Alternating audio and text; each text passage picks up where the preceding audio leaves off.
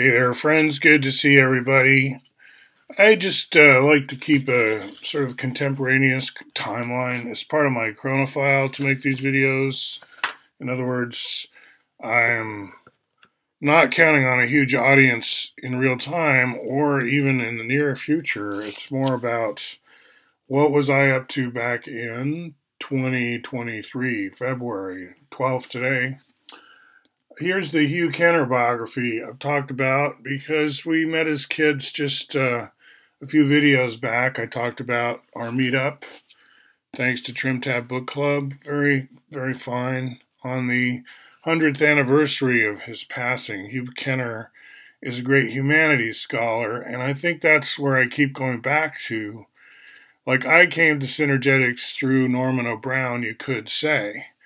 It's not that I was reading Norman O'Brown with an eye towards reading Synergetics, but I did note when I started reading Fuller that I had come across him through Norman O'Brown, and based on some of these recent remarks I've been making about the importance of the invisible and Fuller's citing Freud as getting the ball rolling there, I don't think it's remiss in any way to connect Fuller to the psychoanalytic tradition, you might say.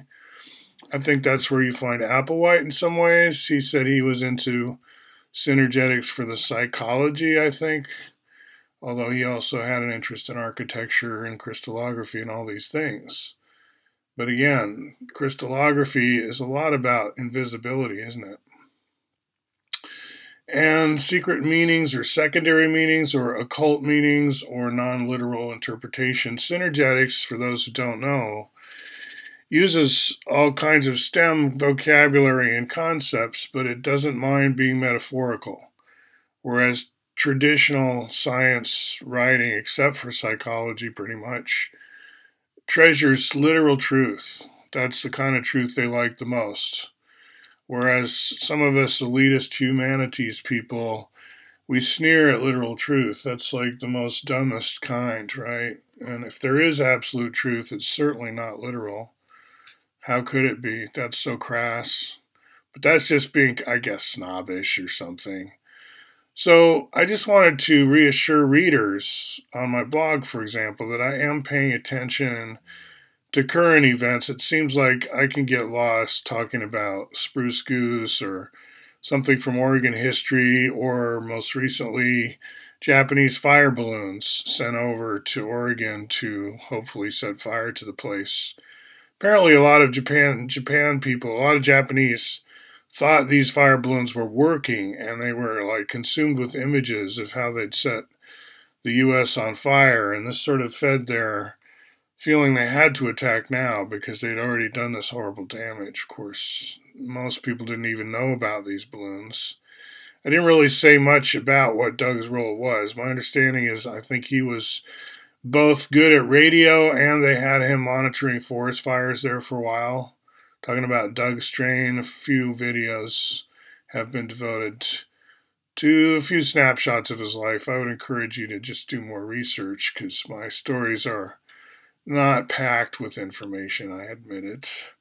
So jumping over to Facebook, I put for a double feature Why We Fight, that was really a good one, and Idiocracy, right? These two belong together because the military-industrial complex is that. It's a complex. It's psychological. I know we all think of it as out there, but the word complex has the positive capability of also coming on board, and you can realize that it's a kind of a meme virus, it's kind of a psychosis or whatever.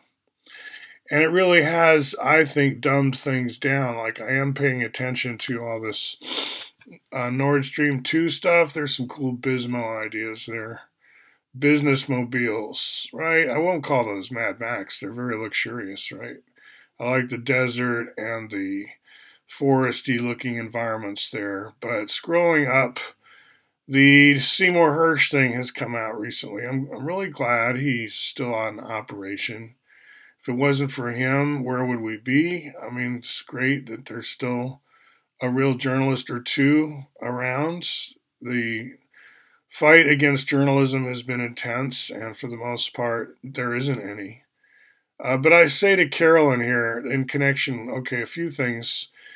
It says how America took out Nord Stream pipeline, right? That's the headline there. And I say, I don't think America means much in this headline. Are the Rocky Mountains implicated? How about the Great Lakes? I see a few delusional neocons stumbling around in darkness, wreaking havoc, setting records for irresponsibility.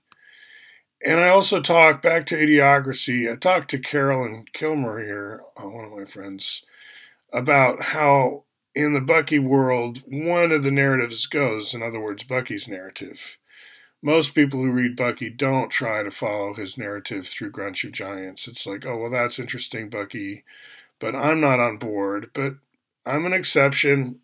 I'll take him as a jumping off point for a narrative when he declares the U.S. bankrupt and extinct in Grunch of Giants and then gets a Medal of Freedom.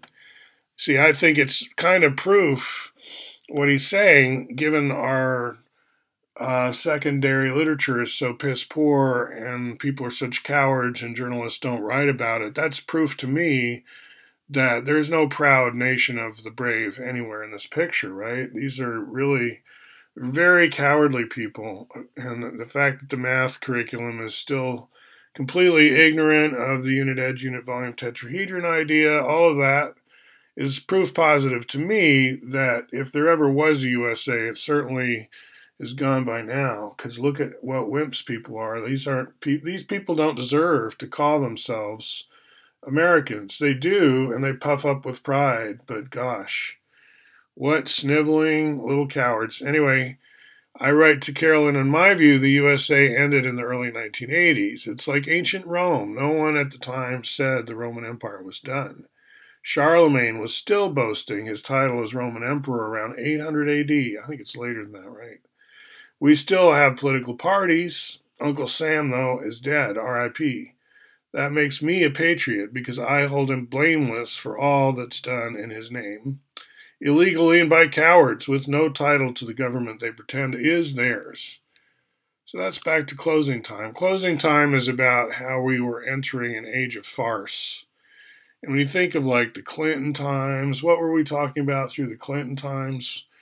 There's bombing Yugoslavia while we talked about Monica Lewinsky and all this kind of like, who wants that to be the proud history of any nation? I'm very ashamed of it, but it's not me. It's not my nation. My nation died in the early 80s.